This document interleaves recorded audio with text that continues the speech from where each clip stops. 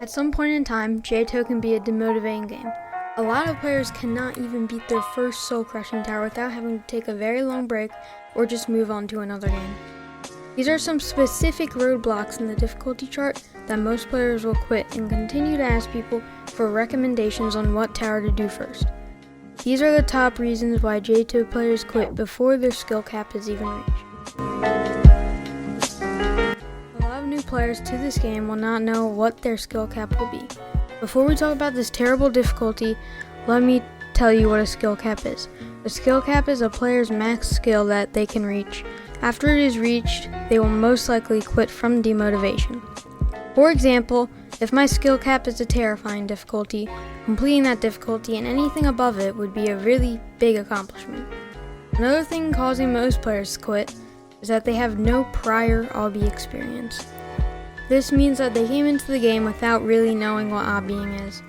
I would recommend trying to get as far in some difficulty chart obbies before joining JTOH. You would be grateful to know how much prior experience has helped. Okay, now let's talk about the remorseless difficulty. I don't even know where to start. When I first tried grinding a remorseless tower, it was a pain to decide which to grind. I ended up being Tower of Extreme Dystopia. The knowledge you need to jump from intense to a remorseless difficulty is gigantic, but it only gets worse from here. Now obviously everyone is different, but most people try to beat a remorseless tower after their first intense tower. They get a personal best of floor 5 after 30 minutes, can't get past the actual hard floors of the tower, get so demotivated, and quit. Do not do this.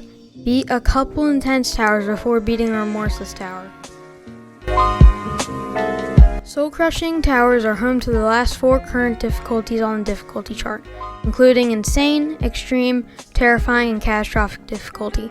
Even beating one of these would be a huge accomplishment. Problem is, for each one of them is a roadblock. If I got 5 cents every time I had to ask someone what to do as my first terrifying tower, I would have 40 cents. It's not a lot, but it's crazy to see how much I asked.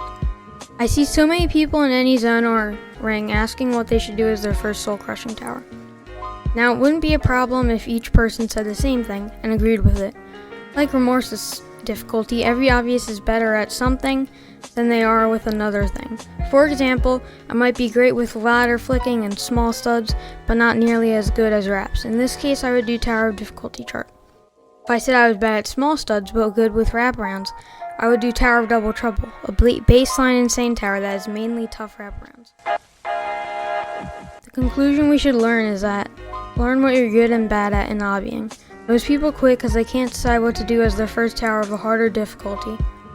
Most people can't decide because they haven't learned what they are good at in obbying. Go into each tower that is the lowest on the chart of the difficulty you want to achieve and see which one you enjoy the most. If you cannot enjoy the tower you have to grind, you won't be making progress, you will be so much more upset when failing, and will ultimately, in the end, stop playing JTOH. Thank you guys for watching. I hope you guys can learn from this video on why people quit this game. I'm going to be putting a lot more effort than I ever have into videos, and make sure to upload a lot more frequently. Please like and subscribe and have a fantastic day.